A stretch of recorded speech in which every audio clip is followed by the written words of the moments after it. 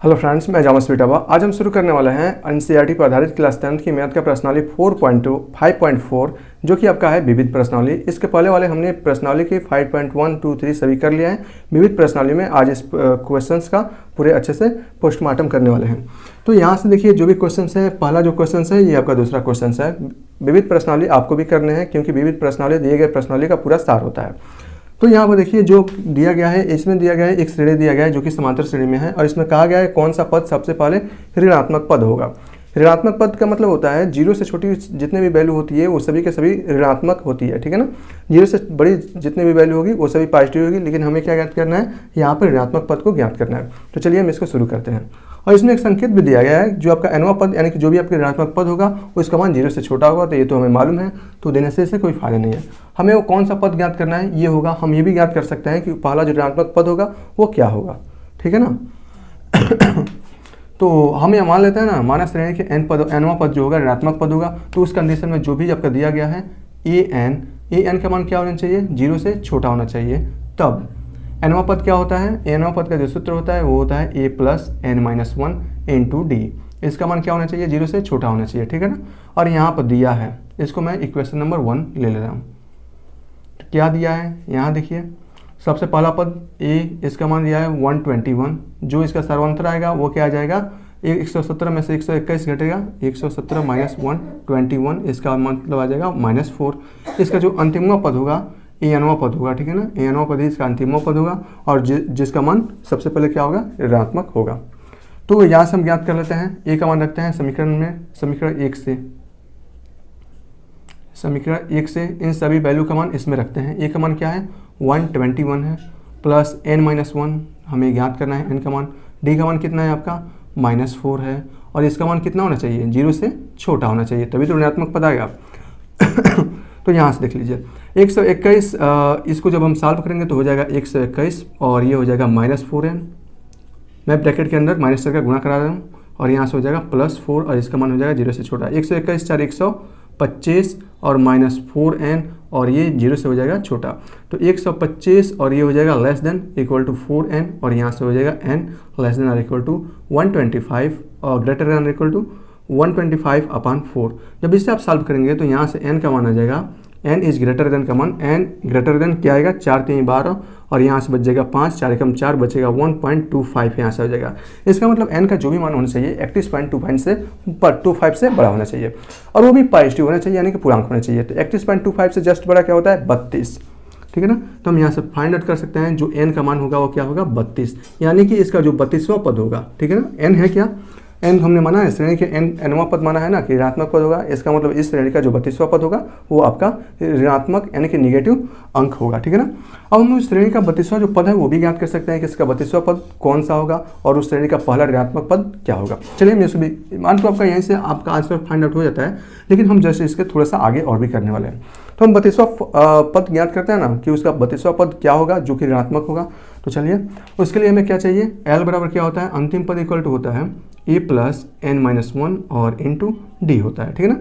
तो अंतिम पद हमें L फाइंड आउट करना है और यहाँ से a का मान क्या हो जाएगा 121 और प्लस ये क्या 32 में से 1 जाएगा, बचेगा आपका क्या 31 बचेगा 31 और d का मान क्या है आपका -4, ठीक है ना। तो यहाँ से हो जाएगा 131 और यहाँ से हो जाएगा 4 एकम 4 4 3 12, इस प्रकार हो जाएगा आपका -3, यानी कि जो इसका अंतिम पद होगा जो कि पहला ऋणात्मक पद होगा वो आपका क्या हो जाएगा -3। हालांकि आपका आंसर सिर्फ ये है और यहाँ से हमने एक्स्ट्रा किया है ताकि आपको समझ में हो जाए कि कौन सा पद अगर से पूछे तो 32वां पद, और वो पद पूछेगा वो पद कौन सा है तो वो पद हो जाएगा आपका -3 जो कि ऋणात्मक पद होगा। यहाँ देखिए क्वेश्चन नंबर 2 दिया गया है, इसमें कुछ भी नहीं है, बस अगर आपने एक बार समांतर श्रेणी को अच्छे से समझ लिया है कि अर्थमेटिक प्रोग्रेशन क्या है तो ये बनाने में आपको कोई भी प्रॉब्लम नहीं होने वाली है। यहाँ देखिए कहा है किसी एपी में यानी कि अर्थमेटिक प्रोग्रेशन में प्रथम 3 पदों का योगफल और प्रथम 7 पदों का योगफल कितना है 6 है, यानी कि तीसरे पद का योगफल और 7वें पद का योगफल कितना है 6 है 6 है और इन दोनों का गुणनफल 8 है। तो हमें इसमें प्रथम 16 पदों का योगफल फाइंड आउट करना है। हम यहाँ फाइंड आउट करेंगे, इसको भी फाइंड आउट करेंगे और प्रथम 16 पदों का योगफल भी फाइंड आउट करेंगे, वो श्रेणी भी बनाएंगे। हालांकि आपको यही फाइंड आउट करना है ना, लेकिन हम उसमें श्रेणी भी बनाएंगे, उसका श्रेणी बनेगा क्या और ये देखेंगे कि ये जो वैल्यू दिया है उसका मान सत्य हो रहा है कि नहीं हो रहा है। चलिए हम इसको करते हैं बहुत ही आसानी से। विविध प्रश्नावली कर रहा है ना, तो पूरे कॉन्सेप्ट के साथ अच्छे लगन के साथ इसको करने हैं। चलिए हम इसको हल करते हैं, ठीक है ना। यहाँ देखिए तीसरे पद, यानी कि किसी समांतर श्रेणी का पद होता है क्या है, किसी भी समांतर श्रेणी का जो व्यापक पद होता है वो होता है ए प्लस डी, ए प्लस 2d, ए प्लस 3d, ए प्लस 4d और ए प्लस n-1d, ठीक है ना। यहाँ देखिए समांतर श्रेणी का जो व्यापक पद होता है, ये मैं समझाने के लिए आपको बता रहा हूँ। व्यापक पद वो होता है ए प्लस डी, ए प्लस 2d, ए प्लस 3d, ठीक है ना। और इस प्रकार होता है ए प्लस n-1 और इंटू डी। थोड़ा सा छोटा मैं लिख रहा हूँ जानबूझकर, ताकि आपको अच्छे से पूरा मैं यहाँ पर बता सकूँ। यहाँ देखिए ये होता है प्रथम पद। प्रथम पद में डी कितने बार, 0 बार। दूसरा पद में डी कितना, 1 बार। तीसरे पद में डी 1 कम 2 बार। चौथे पद में डी 3 बार। इसी प्रकार पांचवें पद में डी ए प्लस 4d। अगर आपके पास 10वां पद पूछे तो ए प्लस 9d, ठीक है ना। लेकिन उसमें ए पूरे में रहेगा, ठीक है ना। इसमें क्या कर रहा है, तीसरे पदों और सातवें पदों का योगफल। तीसरा पद आपका क्या होगा, प्रश्नानुसार मैं यहाँ पर कर दे रहा हूँ, प्रश्नानुसार, ठीक है ना। तीसरे पद क्या होगा, ए प्लस 2d और बीच में प्लस कर रहा है। सातवां पद क्या होगा, ए प्लस 6d। इनका योग कितना दिया है, 6 दिया है। और यहाँ से हम क्या सॉल्व कर सकते हैं, देखिए यहाँ पर ए 2a और plus 6d 2d 8d equal to क्या हो जाएगा 6, दोनों में 2 से भाग जा रहा है, तो यहाँ से हो जाएगा ए प्लस 4d इक्वल टू 3। यहाँ तक कोई प्रॉब्लम है, यहाँ तक पूरी आपको समझ में आ रहा है। समीकरण 1 में दे रहा हूँ, ठीक है ना। ये आपको दिखाई दे रहा है, मैं देख लूँ, दे रहा है। ओह नहीं दे रहा है यार, नहीं दे रहा है। यहाँ से देखिए, ठीक है ना। जब इसे आप सॉल्व करेंगे तो ए 2a और प्लस 8d इक्वल टू 6 और यहाँ से हो जाएगा 2 से भाग देंगे तो a plus 4d equal to 3, equation number 1, ठीक है ना। दूसरे प्रश्नानुसार देखिए, द्वितीय प्रश्नानुसार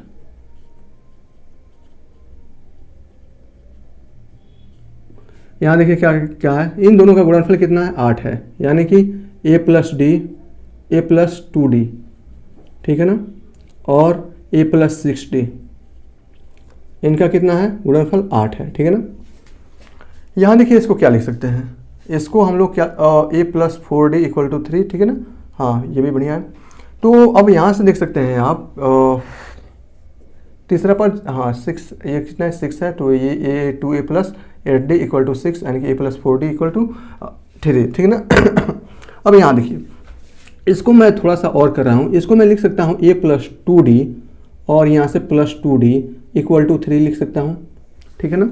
या इसी को मैं ये भी लिख सकता हूँ, इसी को a प्लस 6d और यहाँ से माइनस a प्लस 6d और माइनस 2d इक्वल टू 3 लिख सकता हूँ ना, इसको मैं आराम से लिख सकता हूँ। तो यहाँ देखिए a प्लस 2d की जगह पर क्या हो जाएगा, a प्लस 2d की जगह पर 2d को मैं इधर मैं पक्षांतर करूँगा तो 3 माइनस 2d हो जाएगा, 3 माइनस 2d। और यहाँ से देखिए a प्लस 6d की जगह पर क्या लिख सकते हैं, 3 प्लस 2d, ठीक है ना। इसी को मैं तोड़ कर लिख दिया हूँ, बाकी हो जाएगा 8, ठीक है ना। अब इसको सॉल्व कीजिए, 3 minus 2d, 3 plus 2d, a plus b, a minus b क्या होता है, a square minus b square equal to क्या दिया है, 8 दिया है। बस इसको सॉल्व करना है। ये क्या है, a प्लस b, ये क्या है, a माइनस b, तो ये इसका मान हो जाएगा 3 3 9, a square minus b square मतलब 4d स्क्वायर इक्वल टू हो जाएगा 8, ठीक है ना। और यहाँ से देखेंगे तो आप हो जाएगा 9 माइनस 8 इक्वल टू हो जाएगा 4d स्क्वायर और यहाँ से आप देखेंगे तो 1 इक्वल टू हो जाएगा 4d स्क्वायर और यहाँ से हो जाएगा d स्क्वायर बराबर d स्क्वायर बराबर 1/4 और यहाँ से आप फाइंड आउट करेंगे तो हो जाएगा d बराबर प्लस माइनस 1/2, ठीक है ना। अब यहाँ d के 2 मान निकल गए, सार्वंतर 2 मान इसका निकल गए, एक आपका प्लस 1/2, दूसरा आपका माइनस 1/2। अब यहाँ देखिए इसका मतलब इसका 2 मान निकलेंगे, S16 का 2 मान निकलेंगे, ठीक है ना। एक में आपका प्लस 1/2 रखने पर जो मान आएगा, एक में आपका माइनस 1/2 रखने पर जो मान आएगा, एक एक करके देख लेना। तो यहाँ से जब d इक्वल टू 1/2 हो तब बस d का मान क्या कर दीजिए, समीकरण नंबर किस में रख दीजिए, 1 में रख देते हैं। समीकरण 1 से क्या आएगा, यहाँ देखिए a प्लस डी की जगह पर क्या रखना है, 1/2, तो ये हो जाएगा 4 और ये हो जाएगा 1/2 रखेंगे, 4 और 1/2 रखेंगे और इक्वल टू दिया है 3, तो 2 से यह 2 बार कट जाएगा और यहाँ से बच जाएगा a बराबर 3 माइनस 2 यानी कि 1, a बराबर 1, ठीक है ना। ये कब आया है, d बराबर 1/2 पर a का मान क्या आया है, 1 आया है, ठीक है ना। यहाँ तक दूसरा कंडीशन देखिए, जब d इक्वल टू -1/2 रखेंगे तब समीकरण 1 से क्या होगा, यहाँ से समीकरण 1 आपका यही है ना, तो हो जाएगा a और +4 और ये -1/2 और इक्वल टू क्या है, 3 है। और यहाँ से फाइंड आउट करेंगे तो ये 2 दूना 4, ये हो जाएगा a - 2 इक्वल टू 3 और यहाँ से हो जाएगा a इक्वल टू 5, ठीक है ना। दो मान आया डी के, एक आपका +1/2, दूसरा आपका -1/2। +1/2 पर आपका a का मान क्या निकला है, 1, -1/2 पर a का मान क्या निकला है, 5। 16 पदों का योगफल याद करना है, ठीक है ना। चलिए हम करते हैं, यहीं पर मैं आपको कर देता हूँ। कंडीशन 1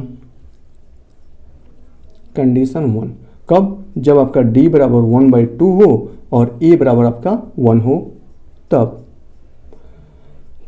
s 16 पदों का योगफल क्या हो जाएगा, 16/2 और यहाँ से, ठीक है ना, a + n-1 इंटू डी। या आप ये भी कर सकते हैं, 16वां पद क्या होता है, ओ सॉरी, यहाँ देखिए 16 पदों का योगफल याद करना है, ठीक है ना। तो हम ये काम करते हैं ना, 16वां पद भी याद कर लेते हैं, चाहे n + 1/2 से भी आप याद करेंगे तो आपका आसानी से आ जाएगा। तो मैं a +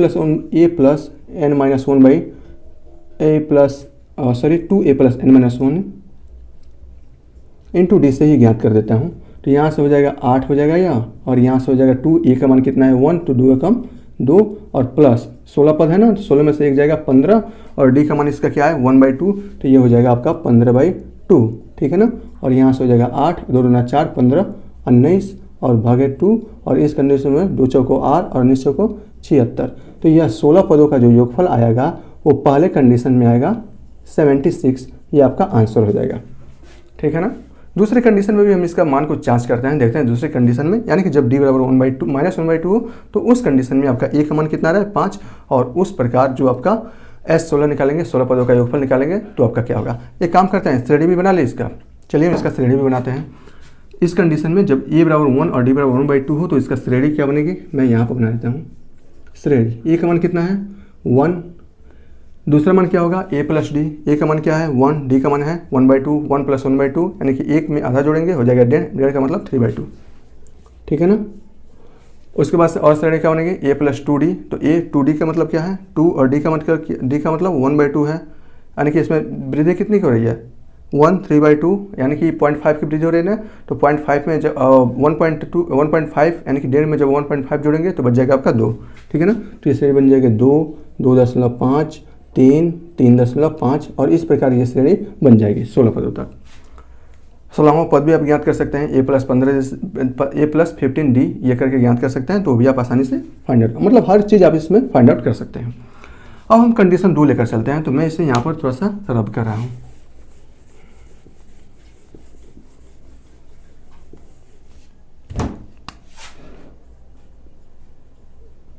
कंडीशन 2, दूसरा कंडीशन क्या है, जब a बराबर कितना है, और सॉरी d बराबर कितना है, यहाँ देखिए जब हमने d बराबर -1/2 रखा, -1/2 पर a का मान क्या आया हमारा 5 आया, उस कंडीशन में 16 पदों का जो योगफल आएगा वो क्या आएगा 16/2, मैं ऐसे लिख देता हूँ n/2 और ये क्या होता है 2a + n-1 इंटू d होता है, ठीक है ना। तो यहाँ से s n की जगह पर जब 16 रखेंगे तो ये जगह 16/2 का मतलब हो जाएगा 8, और यहाँ से 2 a की जगह पर है 5, 2 × 5 = 10 और यहाँ से हो जाएगा 16 में से एक जगह 15 और d का मान क्या आएगा -1/2, ठीक है ना। इसको सॉल्व करेंगे तो यहाँ से हो जाएगा 10 और यहाँ से हो जाएगा 15 × 30, 30 में से आप 1 घटाएंगे बचेगा आपका 29, ठीक है ना। तो ये ये हो जाएगा सॉरी यहाँ से 10 माइनस ये हो जाएगा 15/2 होगा ना, ये 15/2 होगा। अब यहाँ से देखिए 10 गुना 20 में से 15 घट गया ये, अब बच्चा आपका 2, और यहाँ से जब आप इसे सॉल्व करेंगे तो ये बच जाएगा आपका 5/2 और 2 चौको 8, और इस कंडीशन में आएगा 20, यानी कि दूसरे वाले कंडीशन में जब आपका d बराबर -1/2 हो, a का मान प्रथम पद 5 हो, तो उस कंडीशन में जो श्रेणी बनेगी, श्रेणी के 16 पदों का योगफल कितना होगा 20, ठीक है ना। चलिए हम इसका श्रेणी के पद भी ज्ञात कर सकते हैं कि श्रेणी वास्तव में होगा क्या, क्यों, बहुत ही आसान है ना, इसमें कुछ खास नहीं है। तो चलिए हम उसको भी ज्ञात करते हैं। तो यहाँ से आपका जो श्रेणी बनेगी वो क्या होता है, प्रथम पद आपका क्या है प्रथम पद ए का मान कितना आया 5, द्वितीय पद का मतलब ए प्लस डी, ए का मान कितना है 5, डी का मतलब है 1/2, 5 में से 1/2 का मतलब 1/2 का मतलब होता है 0.5 आधा, 5 में से आधा घटेगा कितना होगा 4.5, 4.5 को आप लिख सकते हैं 9/2। अब इसमें से आप घटाइए 9/2, डिफरेंस कितना कर रहा है 0.5, यानी कि 0.5 में ये श्रेणी घटती जा रही है, 0.5 घटती जा रही है, ठीक है ना। तो जब इसे 0.5 घटाएंगे 9/2 का मतलब 4.5 में से 0.5 घटाएंगे बचेगा आपका 4 को आप ऐसे लिख सकते हैं 4, और उसके बाद से आएगा 3.5 यानी कि 7/2, उसके बाद से आएगा 3, उसके बाद से आएगा 5/2, और उसके बाद से जो श्रेणी बनेगी वो आपका बनेगा 2, और उसके बाद से बनेगा आपका 2 से आधा 3/2, और इस प्रकार श्रेणी बनती जाएगी। और इस प्रकार जब आप 16 पदों का जोड़ेंगे, कितना 16 पदों का योग जोड़ेंगे तो उसका मान सिर्फ आएगा कितना 20, है ना। बहुत ही इंटरेस्टिंग टॉपिक, मज़ेदार है ना। चलिए जोड़ दीजिए क्या 16 पदों का योगफल, इस पर 20 पदों का योगफल जोड़ेंगे तो उसका मान यही आएगा। तो इस प्रकार इस क्वेश्चन को आप बहुत ही आसानी से कर पा रहे हैं क्या, कर लेंगे। ओके, चलते हैं हम क्वेश्चन नंबर 3, 4, 5 पर, जो कि इस अध्याय का लास्ट प्रश्न होगा। यहाँ पर फ्रेंड्स क्वेश्चन नंबर 3 और क्वेश्चन नंबर 4 दिए गए हैं, एक एक करके हम ये सभी क्वेश्चंस को करते हैं। क्वेश्चन नंबर 3 क्या है, मैं थोड़ा सा पढ़ देता हूँ, हालांकि पढ़ने की जरूरत नहीं है। इसमें कहा गया है एक सीढ़ी है, सीढ़ी के इसमें बहुत सारे डंडे हैं। सबसे जो निचला डंडा है उसकी लंबाई सेंटीमीटर में दी गई है और वो है आपके 45। सबसे जो ऊपरी डंडा है उसकी लंबाई जो दी गई है वो है आपका 25 सेंटीमीटर में दिया गया है। प्रत्येक दो डंडों के बीच की जो दूरी है, यानी कि जिसे हम सर्वांतर करते हैं, उसका मान है 25 सेंटीमीटर, और यानी कि निचले वाले डंडे और ऊपरी वाले डंडे के बीच की जो दूरी है वो है आपका 2 से 1/2 मीटर, यानी कि 2.5 मीटर। सब सेंटीमीटर में दिया गया है, ये मीटर में दिया गया है। तो हमें क्या ज्ञात करना है, हमें क्या ज्ञात करना है हमें क्या ज्ञात करना है, इन जितने भी डंडे हैं ये 25 सेंटीमीटर, इस प्रकार जितने भी डंडे हैं उन सभी डंडों का योगफल ज्ञात करना है। कर सकते हैं, बिल्कुल अच्छे से कर सकते हैं। यहाँ पर भी एक क्वेश्चन दिया गया है, इसको हम बाद में करते हैं ना, इसको हम पहले करते हैं। क्वेश्चन नंबर आपका ये तीसरा है जो हम करने जा रहे हैं। तो यहाँ पर देखिए वास्तव में इसमें टोटल डंडों की इसमें क्या होगी, डंडों की इसमें टोटल संख्या क्या होगी, ये क्या हम ये फाइंड आउट कर सकते हैं, बिल्कुल कर सकते हैं। जब आपके पास अंतिम डंडा है, यानी कि प्रथम पद है और अंतिम पद है, तो उसमें आप पदों की संख्या ज्ञात कर सकते हैं ना, और उसका सार्वंतर दिया गया है। तो देखिए यहाँ पर गौर से, जैसे अगर मान लीजिए एक श्रेणी दिया जाए 2, 3, 4, 5, और इस प्रकार इसका अंतिम पद भी दिया जाए कि इसका अंतिम पद 10 है, ठीक है ना।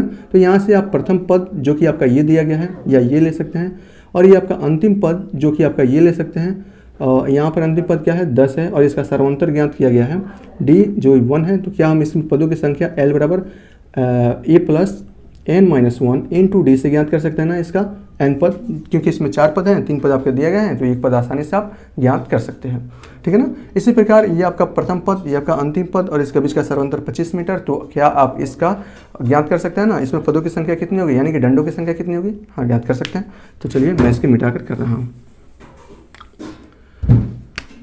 हाल डंडों की कुल संख्या, डंडों की कुल संख्या कितनी होगी, यहाँ पर डंडों की कुल संख्या हो जाएगी आपकी अंतिम, यहाँ से डंडों के बीच की दूरी, ये आपका प्रथम प्लस ये आपका अंतिम,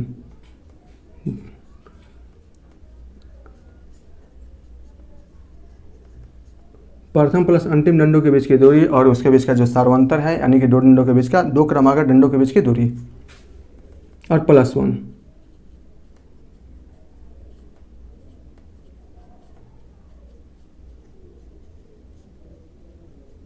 और +1 होता है, ठीक है ना। प्रथम प्लस अंतिम डंडों के बीच की दूरी कितनी है आपका 2 से 1/2 मीटर में है। याद रखिएगा सब सेंटीमीटर में है और ये मीटर में है। जब भी आपको मीटर में दिए तो आपको उसको सेंटीमीटर में कन्वर्ट करना है। 1 मीटर बराबर 100 सेंटीमीटर होता है, तो 2.5 मीटर बराबर कितना होगा 250 सेंटीमीटर हो जाएगा।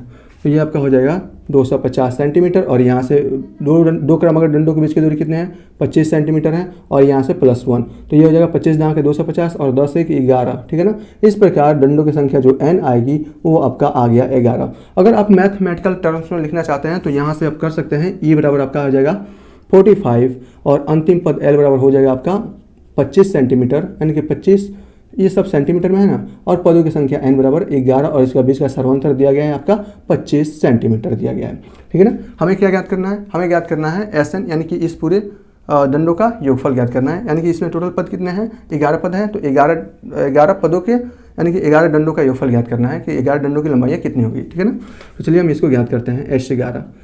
तो ये होता है आपका, हम जानते हैं n/2 और यहाँ से होता है 2a plus n-1 into D होता है, ठीक है ना। या हम इसको लिख सकते हैं n/2 और यहाँ से कर सकते हैं a प्लस अंतिम पद प्लस प्रथम पद, और यहाँ से s11 इक्वल टू हो जाएगा n, कितने पद है इसमें है 11, तो ये हो जाएगा आपका 11/2, और यहाँ से प्रथम पद कितना है आपका 45 दिया गया है, और अंतिम पद कितना दिया गया आपका 25 दिया गया है, ठीक है ना। और इस प्रकार जब से प्राप्त करेंगे तो ये हो जाएगा 11/2 और यहाँ से हो जाएगा 25 से 11 40 20 60 और ये हो जाएगा 70, ठीक है ना। और यहाँ से जब आप करेंगे तो ये हो जाएगा 35 और गुणा 11, यानी कि टोटल 11 डंडों का जो योगफल होगा इसमें इस प्रकार 11 डंडे बनेंगे। ये आपका पहला, दूसरा, तीसरा, चौथा और इस प्रकार करके ये आपका 11वां डंडा होगा। और इस सभी डंडों की लंबाई कितनी होगी हम यहाँ से ज्ञात कर रहे हैं। तो 35 गुणा 11 कितना होगा 35 यहाँ के हो जाएगा। आप 35 गुणा 11 को इस प्रकार लिख सकते हैं 35 और 10 + 1 11 को लिखा जा सकता है ना।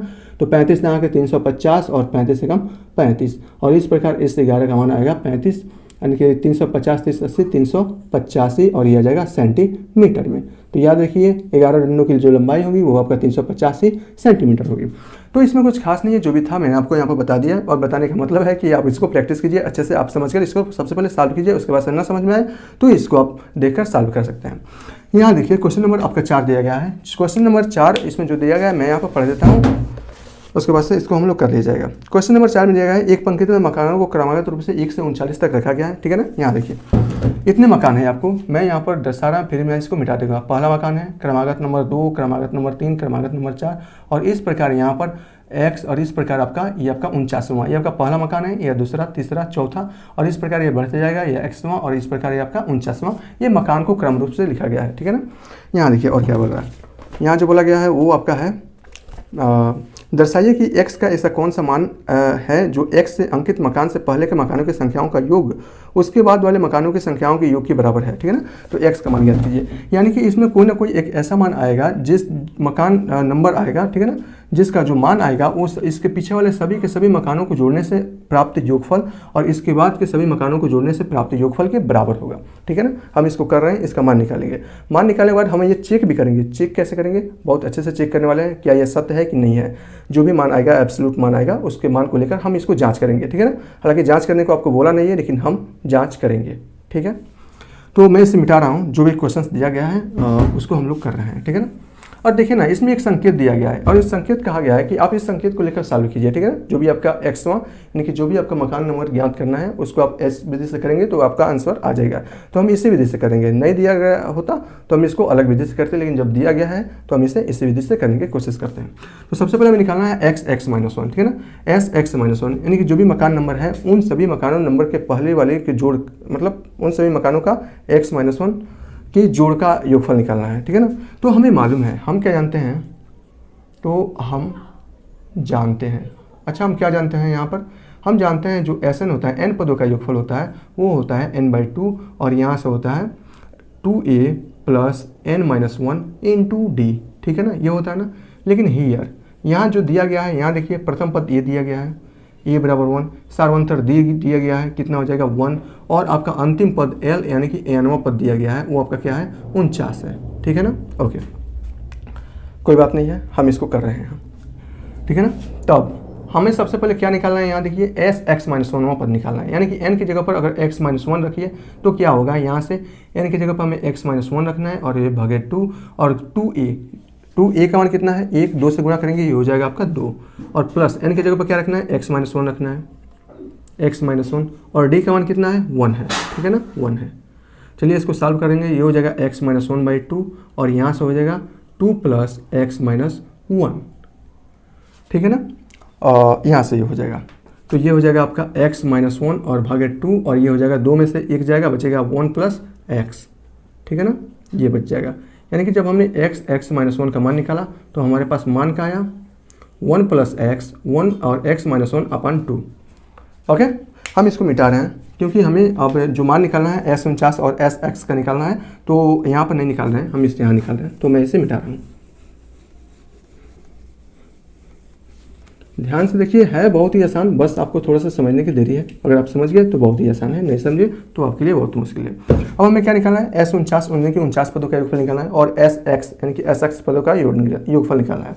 या एस एक्स माइनस 1 है कि हमने एक्स पदों का योगफल नहीं निकाल रहे हैं, एक्स से एक कम जो संख्या होगी, एक्स के पहले वाले पद, एक्स से जो भी पहले वाला पद होगी उस सभी पदों का एक से लेकर उस पदों तक का योगफल निकाल रहे हैं, वो आपका एस एक्स माइनस 1 है। ठीक है ना, हम अब यहाँ से एस एक्स का निकाल रहे हैं। ठीक है ना, एस एक्स इक्वल टू क्या हो जाएगा, एक्स के यानी कि एन की जगह पर अब हम एक्स रखेंगे तो यहाँ से हो जाएगा एक्स बाई 2 और ये होगा 2a, यानी कि a का मान कितना है 1, 2 से गुणा करेंगे ये हो जाएगा आपका 2 और प्लस n माइनस 1 यानी कि x माइनस 1 और d का मान क्या है आपका 1।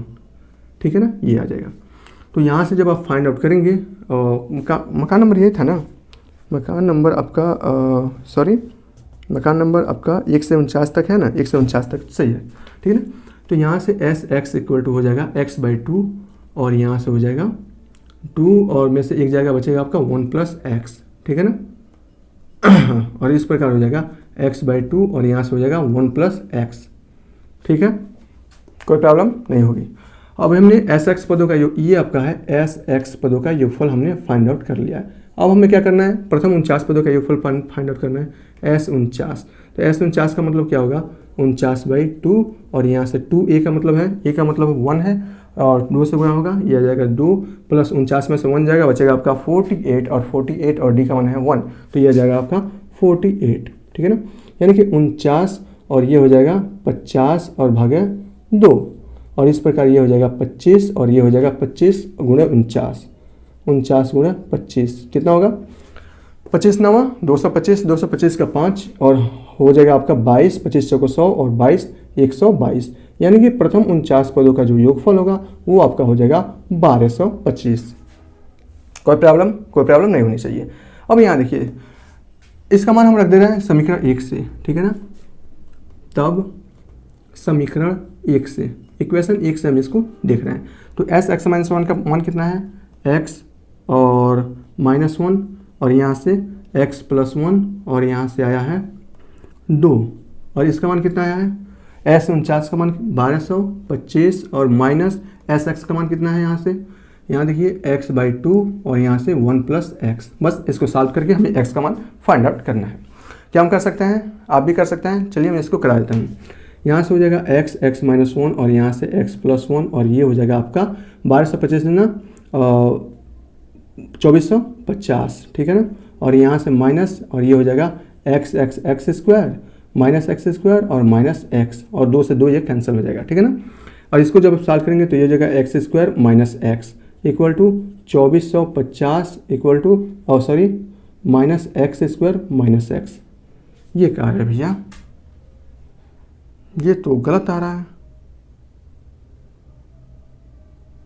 हाँ यहाँ देखिए माइनस एक्स से ये आपका कैंसिल हो जाएगा, माइनस एक्स स्क्वायर इधर जाएगा तो plus 2x square equal to हो जाएगा 2450 और यहाँ से 2 से जब इसको काटेंगे तो हो जाएगा 1225 और ये हो जाएगा एक्स स्क्वायर बराबर 1225 और x बराबर ये किसका वर्गमूल होता है 1225 किसका वर्गमूल होता है, हमें ये देखना है। हमें ये कैसे दिखेंगे, यहाँ देखिए अंतिम में क्या है 5 है, यानी कि अंतिम में जो भी वर्गमूल होगा 5 का स्क्वायर होगा। यानी कि अगर मैं 35 का देखूँ तो 35 का हो जाता है 35 55 25 और 5 3 15 2 17 और 35 3 105 और ये हो जाएगा 5 और ये हो जाएगा 7 5 12 1 1 2 और ये यानी कि 35 का वर्गमूल होता है तो ये हो जाएगा प्लस माइनस 35। ठीक है ना, तो x का मान क्या होगा प्लस 35 या माइनस 35, x का यहाँ से 2 मान निकल गया ना, एक आपका माइनस 35 और एक आपका प्लस 35, तो इसमें से एक ही मान होगा। यहाँ देखिए ये क्या है x का मान क्या माइनस 35 होगा, x का मान माइनस 35 होगा क्या। अब ये संख्याएं बढ़ रही है 1 से लेकर 49 तक घर हैं तो क्या माइनस 35वां घर होगा, नहीं,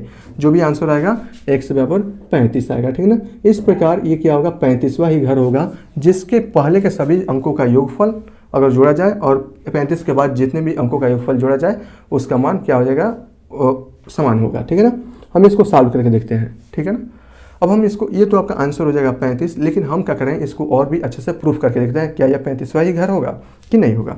तो मैं इसे यहाँ पर मिटा रहा हूँ। ठीक है ना,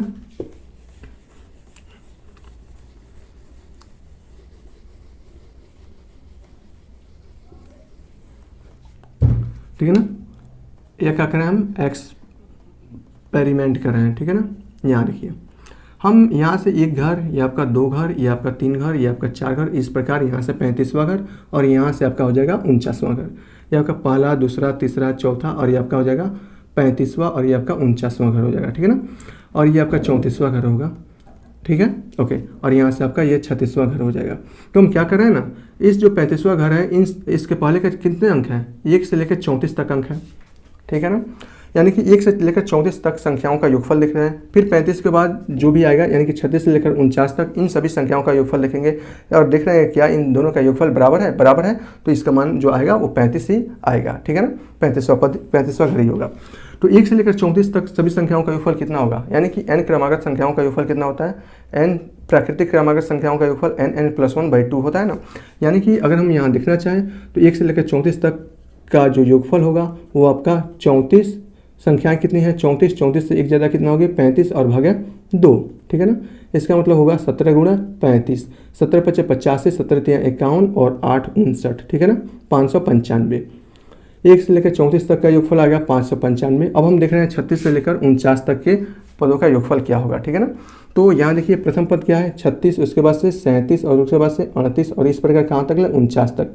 कितने पद होंगे, पदों की संख्या कितनी होगी, यहाँ से 49 में से 36 घटाइए, यहाँ देखिए 49 में से 36 घटेगा, बचेगा आपका 3 और बचेगा एक 13 और +1 जोड़ दिए, यानी कि टोटल 14 पद होंगे। और इसका प्रथम पद क्या होगा 36 होगा, अंतिम 9 पद इसका क्या होगा 49वां होगा और इसमें पदों की संख्या कितनी हो जाएगी 14 हो जाएगी। और इस प्रकार आप इसे योगफल फाइंड आउट कर सकते हैं, ठीक है ना। तो इसका जो योगफल होगा S 14 पदों का योगफल क्या होगा, जिसका प्रथम पद कितना है 36 है और जिसका सार्वंतर अगर ज्ञात करना चाहे तो आपका 1 है और अंतिम पद आपका 49 है, तो आपका होता है n/2 और इसका प्रथम पद और प्लस अंतिम पद, ठीक है ना। इसमें कितने पदों का योगफल ज्ञात करना है 14, तो 14 भागे 2 कितना होगा 7, प्रथम पद कितना है आपका 36, अंतिम पद कितना है आपका 49, है ना। तो ये 7 गुणे ये कितना होगा 9 × 6 = 15 का 5 हासिल ले 4 × 3 = 7 = 8, 85 × 7। और जब आप 85 × 7 करेंगे तो कितना होगा, यहाँ देखिए 7 × 5 = 35 और 7 × 8 = 56 और 3 = 59, 559, ठीक है ना। तो ये जो 35वां घर होगा उन सभी का उसका होगा क्या, यह 35वां जो घर होगा यानी कि उसका क्रमांक संख्या 595 होगी, जो कि आपकी 1 से लेकर 34 तक संख्याओं का योगफल है और 36 से लेकर 49 तक संख्याओं का योगफल है। इस प्रकार आप इसे आसानी से बहुत ही आसानी से कर सकेंगे, इसमें कोई भी प्रॉब्लम वाली चीज़ नहीं, जो भी था मैंने आपको बता दिया है। अब हम बढ़ते हैं इसका जो लास्ट क्वेश्चन है उस पर और देखते हैं उस लास्ट क्वेश्चन को हम किस प्रकार कितनी आसानी से कर पा रहे हैं। क्वेश्चन नंबर 5 है। क्वेश्चन नंबर 5 जैसा कि आपको दिया गया है, मैं यहाँ पर पढ़ देता हूँ। एक फुटबॉल के मैदान में एक छोटा चबूतरा है जिसमें 15 सीढ़ियाँ बनी हुई है। इन सीढ़ियों में से प्रत्येक की लंबाई 50 मीटर है और वो ठोस कंक्रीट से बनी हुई है। प्रत्येक सीढ़ी में 1.4 मीटर की चढ़ाई है और 1/2 मीटर का फैलाव है। देखिए इस जैसे कि आकृति में दिखाया गया है, इस चबूतरे को बनाने में लगी कंक्रीट का कुल आयतन ज्ञात करना है। हमें बहुत आसान है यह, ठीक है ना। यहाँ कंक्रीट बनाया गया है जैसा कि आप बुक में देख पा रहे हैं, अपने बुक्स में आप देख लीजिए, यहाँ पर दिखाई नहीं देगा। तो यहाँ देखिए पहली सीढ़ी को बनाने में लगी कंक्रीट का आयतन, यहाँ देखिए ये आपका मान लीजिए ये आपका सीढ़ी है, ठीक है ना। सीढ़ी जो होगा ये आपका कैसा होगा, एक क्यूब के आकार का होगा, यानी कि आयत क्यूब के आकार का होगा, जिसमें इसकी एक लंबाई होगी, यहाँ एक चौड़ाई होगी और इसकी एक ऊंचाई होगी। जो लंबाई है 50 मीटर है, यहाँ पर जो चौड़ाई है वो आपका 1/4 दिया है और ऊंचाई यानी कि 1/2 मीटर दिया गया है। तो इस पूरे कंक्रीट को बनाने में कितना आपका कंक्रीट लगेगा इस सीढ़ी को बनाने में, तो इसके वॉल्यूम के बराबर इसका कंक्रीट लगेगा, ठीक है ना। तो सीढ़ी का जो वॉल्यूम होगा पहली सीढ़ी को बनाने में, यहाँ पहली सीढ़ी को बनाने में लगा कंक्रीट कितना होगा, लगा कंक्रीट का मतलब मसाला उसके वॉल्यूम के बराबर होगा, ठीक है ना। उसके यानी कि किसके, सीढ़ी के वॉल्यूम के बराबर होगा, आयतन, ठीक है ना, आयतन के बराबर होगा। और इसकी आयतन क्या होती है, लंबाई गुणे चौड़ाई गुणे ऊंचाई होती है, जो दिया है 50 मीटर और 1/4 मीटर और यहाँ से 1/2 मीटर, इतना मीटर उसके कंक्रीट लग जाएगा। इसी प्रकार अगर दूसरी सीढ़ी बनाया जाए तो उसका आयतन क्या होगा, तो वो आपका दूसरी सीढ़ी है ना, तो इसलिए 2 × 50 × 1/4 और गुणे 1/2। इसी प्रकार तीसरी सीढ़ी बनाया जाए तो उसके लगाने में उसका कंक्रीट का आयतन क्या होगा, 3 × 50 और गुणे 1/4 और गुणे 1/2, ठीक है ना। इसी प्रकार कितने बनाने हैं इसमें, देखिए 15 सीढ़ियाँ बनानी है। इसी प्रकार 15 अगर सीढ़ियाँ बनाने में उसके द्वारा लगा कंक्रीट उसके आयतन के बराबर होगा 15 सीढ़ी के आयतन के, तो हो जाएगा 15 × 50 × 1/4 और गुणे 1/2। इसको आपको अच्छे से लिख लेना है, मैं यहाँ पर बता नहीं रहा हूँ, मैं यहाँ पर सीधे सॉल्यूशन कराता हूँ, ठीक है ना। इस प्रकार जब इसे यहाँ पे देखेंगे तो इन सबों का हमें क्या करना है, योग ज्ञात करना है। क्यों? क्योंकि हमें पूरे कंक्रीट का आयतन निकालना है ना, तो पूरे श्रेणी को बनाने में लगे कंक्रीट का आयतन बराबर पहले श्रेणी को बनाने में लगा कंक्रीट प्लस दूसरे प्लस तीसरे प्लस चौथे, इस प्रकार 15 श्रेणी को बनाने में लगा कंक्रीट का आयतन हो जाएगा। और इस प्रकार जब आप इसे फाइंड आउट करेंगे तो यहाँ से निकल जाएगा आपका, यहाँ से हो जाएगा 50, सॉरी ये तो चल ही नहीं रहा है, यहाँ देखिए, यहाँ से हो जाएगा 50 गुणे ये क्या है 1/4 और गुणे 1/2, ये आपका कॉमन निकल जाएगा और बचेगा 1 + 2 + 3 + 4 और इस पर कितने तक है 15 पदों तक है, ठीक है ना। तो आप इसको सॉल्व करना है, एक से मैं यहाँ पर डायरेक्ट कर दे रहा हूँ। यहाँ देखिए ये हो जाएगा 50 और गुणे 1/4 और गुणे 1/2, 1 से लेकर 15 पदों तक का योगफल क्या होगा, चूँकि ये क्या है 1 से 15 तक प्राकृतिक संख्याओं का योगफल 15 + 1/2। अगर 1 से लेकर n पदों तक, n क्रमागत पदों तक संख्याओं का योगफल निकालना होता है तो क्या होता है n + 1/2। इसी प्रकार 1 से लेकर 15 तक क्रमागत संख्याओं का योगफल निकालना है तो यह हो जाएगा 15 और 15 और 15 + 1 कितना होगा 16/2, 16 को 2 करेंगे तो ये हो जाएगा 8, ठीक है ना। इस प्रकार आप इसे जब सॉल्व करेंगे तो यहाँ से हो जाएगा 50 गुणे 1/4 गुणे 1/2 और ये गुणा 15 × 120। अब यहाँ देखिए 4 × 3 = 12 और ये 2 से 15 बार कट जाएगा, इस प्रकार हो जाएगा यह 50 गुणे 15, 15 × 5 = 75, 750 मीटर क्यूब, ठीक है ना। 750 मीटर क्यूब टोटल इसका कंक्रीट लगेगा, ठीक है ना। तो इस प्रकार इस अध्याय के सभी प्रश्नावली यहीं पर समाप्त होते हैं। अब हम मिलेंगे, इसके जो नया अध्याय है उस पर मिलने वाले हैं, वो बहुत ही अच्छा है, समझने वाली चीज़ है, बहुत मजा आने वाला है। जैसे समांतर श्रेणी में मजा आ रहा है ना, वैसे भी उसमें भी मजा आने वाला है, क्योंकि पूरी कॉन्सेप्ट के साथ हम इसको करने वाले हैं। कॉन्सेप्ट से क्वेश्चंस आसान हो जाते हैं। तो चलिए मिलते हैं हम लोग अगली प्रश्नावली में, प्रश्नावली आपका 6 जो होगा। और इससे पहले आपको कुछ नहीं, बस इतना ही।